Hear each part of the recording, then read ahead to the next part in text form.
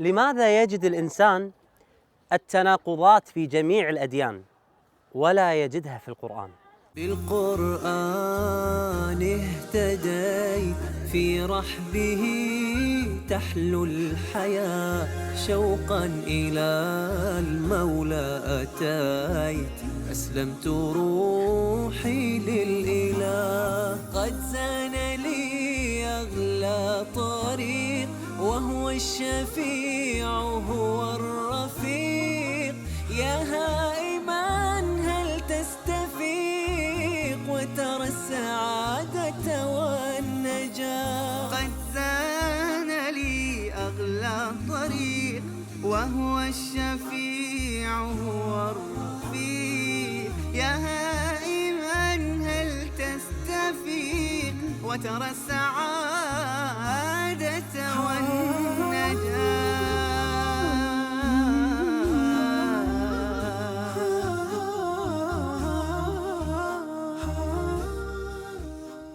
اسمي هوغو ماغنسson.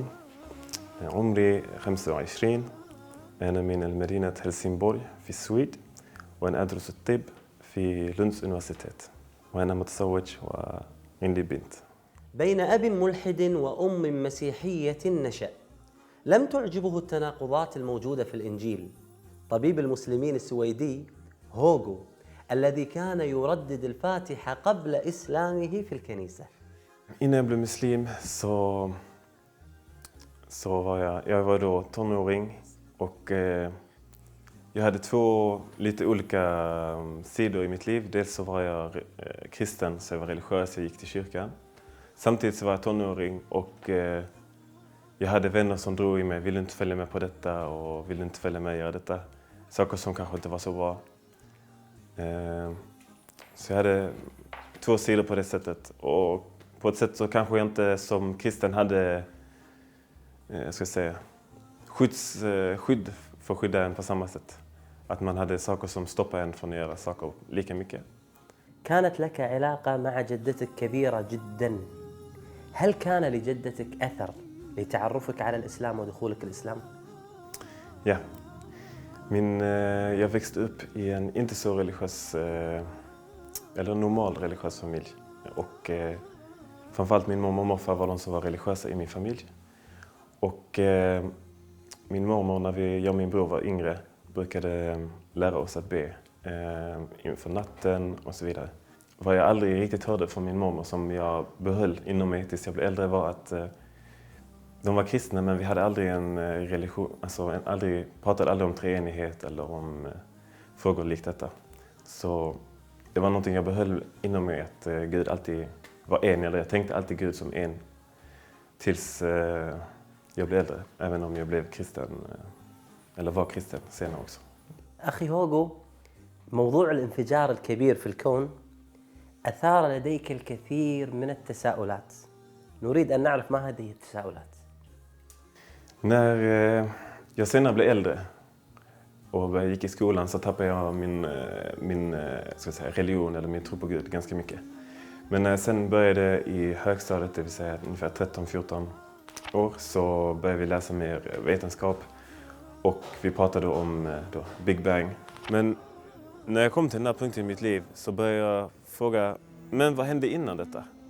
Även om Big Bang expanderar och går ihop så finns det en punkt innan då materia måste ha skapats. Big Bang handlar inte om att materia skapas från ingenting. Det handlar bara om expansion och hur det sen har bildat planeter.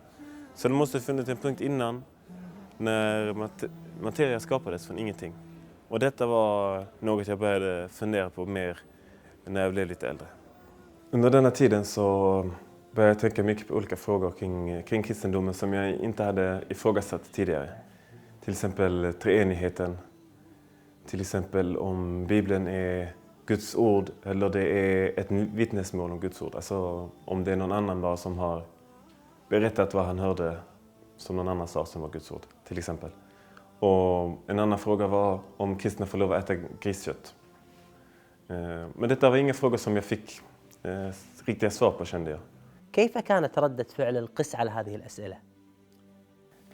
En gång när vi pratade, och jag minns att jag specifikt frågade om Koranen eller om Bibeln verkligen var Guds ord.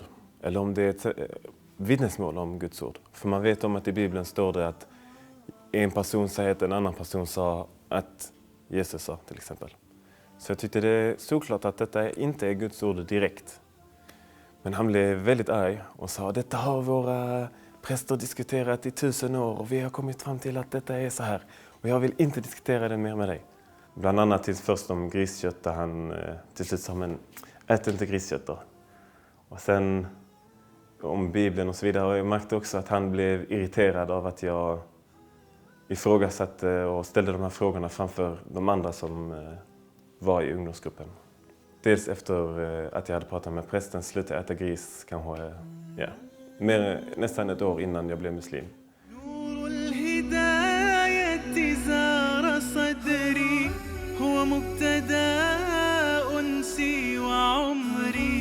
فعزمت للرحمن أمري وعلى خطاطها مشيت. انزعجت والدة هوغو من تعامل القس معه، خاصة وأنه لم يقتنع بإجاباته ورفضها، وكان هذا تمهيد نفسي لأهله لتقبل إسلامه، لأنه فعلا انقطع عن أكل الخنزير قبل إسلامه. أنت أصبحت قائد شباب الكنيسة. في هذه اللحظات وفي هذا الوقت كيف كانت نظرتك للإسلام؟ Delvis hade jag inte funderat så mycket på islam. När jag blev religiös så hade jag inte riktigt tänkt vilka andra vägar finns det, vilka andra religioner finns det. Utan min tanke hade varit okej, jag vill bli religiös, jag tror på Gud så jag blir kristen. Det är det enda som finns för oss svenskar tänkte jag. Senare när jag gick under tiden jag var i kyrkan så kom det delvis upp islam, ett fåtal gånger. Men då brukade de flesta diskutera att man tänkte att Koranen var satans, alltså shaitans verk. Att det var därifrån kom det. Eller det var därför, när vi diskuterade så var det någon som sa det är därför Koranen är så, bara för att det är från shaitan. أسرة الشرقاوي المباركة أسلم على يديهم العديد من السويديين وخاصة طلبة الطب، حيث أنهم كانوا يجتمعون في منزلهم ويتناقشون في الدين. أيوة هوغو كان صديق ابني المهدي. نعم كان صديق ابني المهدي وكانوا يدرسون في المدرسة يعني في الإعدادي وفي الثانوي درسوا بالإنجليزي فقط وكانت لهم صداقة يعني وارتباط وكانت مناقشتهم دائما على الدين يعني. مميزة هوغو كانت كمميزات السويديين بأجمعين يعني شعب طيب، شعب يعني له أخلاق نبيلة. كان لهوغو صديق سويدي أسلم حديثاً بسبب النقاشات التي كانت تدور بينهم في الجامعة، مما حفز هوغو للتعمق في البحث عن الحقيقة. Det fick mig, blev väldigt förvånad. Jag blev väldigt förvånad. Dels för att jag tänkte att detta var en person som jag aldrig trodde skulle bli religiös. Och sen 2 för att han var svensk. Så jag tänkte, jag har aldrig hört talas om någon som blev muslim innan i mitt liv. Det är lite roligt också för han blev muslim genom bara lyssna på när min kompis Mehdi och hans bröder diskuterade om islam med en annan vän till oss. De satt och hade diskussioner och han satt vid sidan om i annan del av rummet och lyssnade. Och han hörde att när han hörde deras diskussioner så sa han till slut bara jag blev muslim istället. Jag blev muslim. كنا نظن على أنه يريد أن يعرف فقط عن الإسلام، ولكن يعني اتضح في الآخر على أنه كان يبحث عن حقيقة، كان يبحث عن الله لأنه هو كان أصله مسيحيا يعني وكان مرتبطا بالكنيسة. Och Mehdi och jag började ha mycket diskussioner om islam och mot kristendom och bibel och mot koran och mycket sådana diskussioner som lång tid och hårda diskussioner där vi försökte vinna debatterna hela tiden.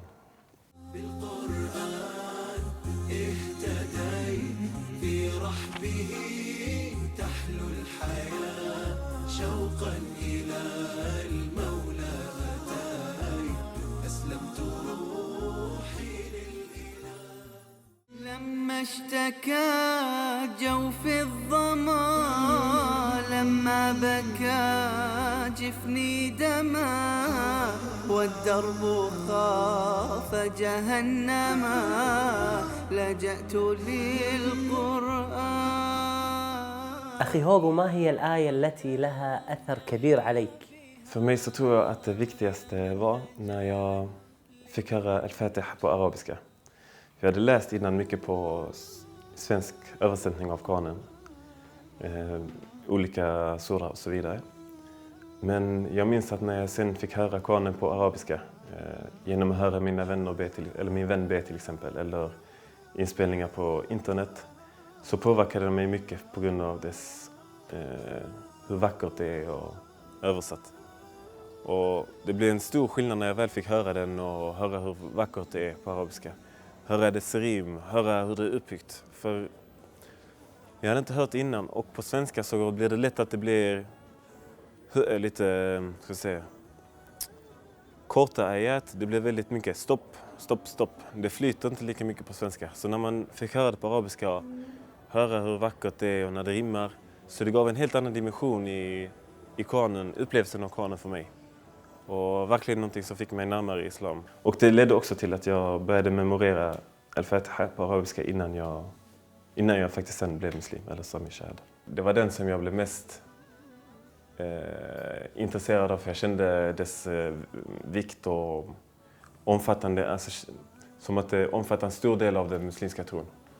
Så det var den som jag började lyssna mycket på, och sen tog mig tid att lära mig på arabiska. Och det var den som jag länge repeterade för mig själv innan jag sedan blev muslim.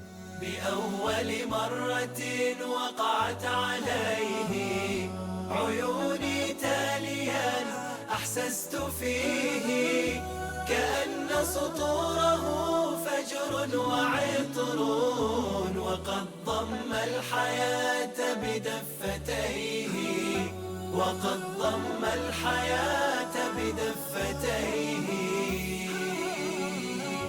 فهل أحسست أن سماه غيما إذا رتلت آيات كريما؟ سماء بل شفاء بل هداية، لماذا أنت لم تدرك نعيما؟ سورة الفاتحة فاتحة القلوب للإسلام، فاتحة السور في القرآن، فاتحة الصلاة، فاتحة الشفاء، هي أعظم سورة في القرآن.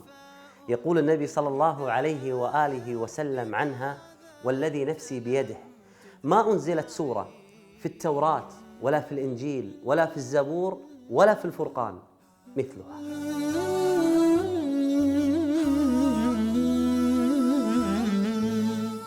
بعد هذه التساؤلات مع القس وهذه النقاشات مع أصدقائك وهذا البحث اللي أجريته، متى نطقت بالشهادة؟ I och med att det gick en tid när vi diskuterade islam, ungefär nästan ett år, och förändringen blev långsamt bättre. Så till slut började jag nå en punkt där jag kände att jag kunde mycket om islam. Jag trodde mycket på Koranen, jag trodde mycket på islam. Men jag hamnade mitt emellan. Jag sa inte riktigt att jag hade inte gått ut och sagt att jag är muslim, men jag började känna mig som muslim inuti. Så det var framåt sommaren, minns jag. Och jag började märka att Ramadan skulle komma. Så jag tänkte, Ramadan, jag ska fasta. Och det är dags för mig att börja be. Och då tänkte jag kan inte börja be och fasta och inte sagt shahada.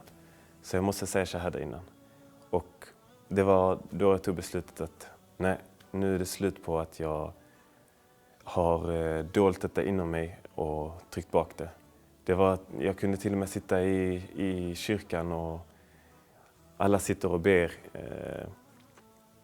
Man hade bönestund innan. Så alla ungdomar i kyrkan satt och ber. Och i mitt huvud så satt jag och läste Al-Fatiha. Så under den tiden så började jag tänka, vad gör jag för något? Jag sitter här och läser Al-Fatiha i moskén. Men för mig själv så låtsas jag som att jag inte är muslim ännu. Vem lurar jag förutom mig själv? Då tog jag beslutet att nej, nu är det dags att säga shahada. Och jag gick hem och sa det till mina föräldrar. Och sa det framför Mehdi och några andra vänner. ما شاء الله تبارك الرحمن. قصة عجيبة أن في فترة البحث وفترة خلاص اقتناعه في الإسلام وصل مرحلة أنه يقرأ سورة الفاتحة في الكنيسة. سبحان الله.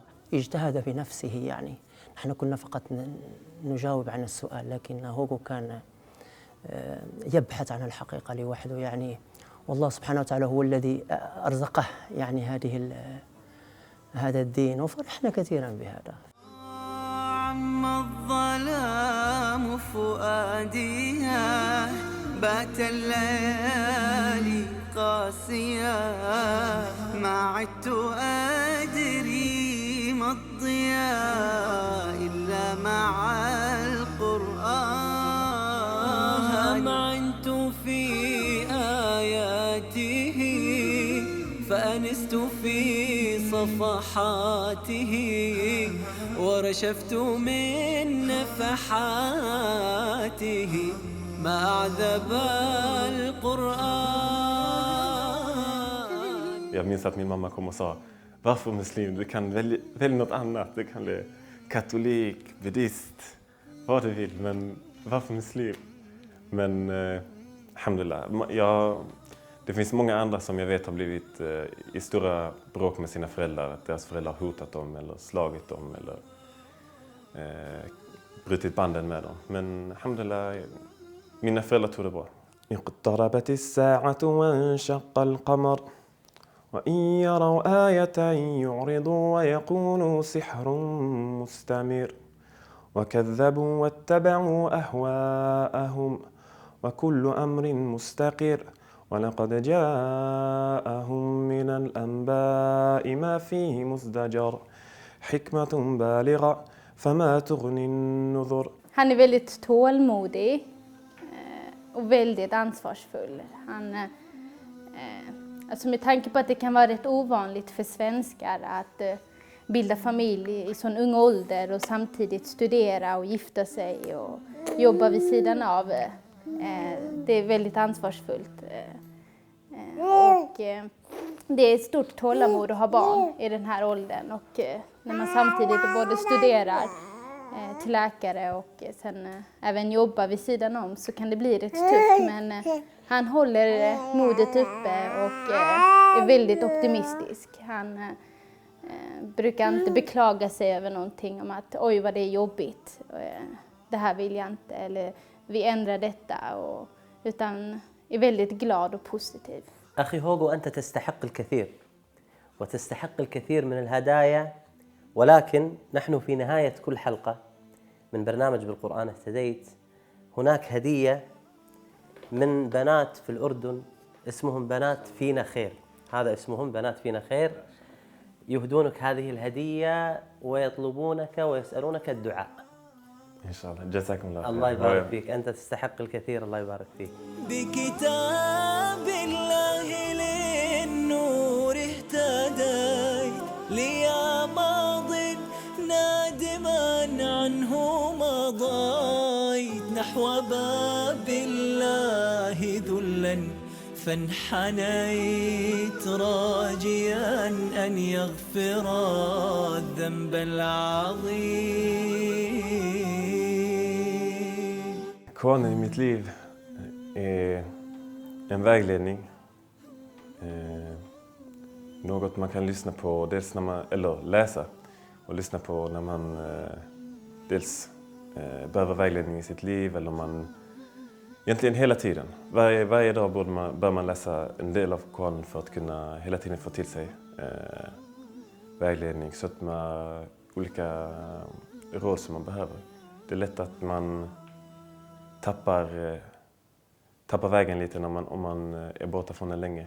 بعيدا كنت لكن حين جئت بأول وهلة منه اهتديت وأنت عرفته مذ كنت طفلا لماذا قلب بعض الناس ميت لماذا قلب بعض الناس ميت عتابي أمة القرآن حب بكم فالهجر للقرآن ذنب سيشكون الرسول غدا أن أرضى. غدا ماذا نقول وما نجيب؟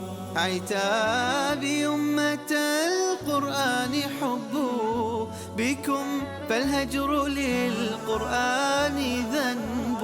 سيشكون الرسول غدا أن أرضى.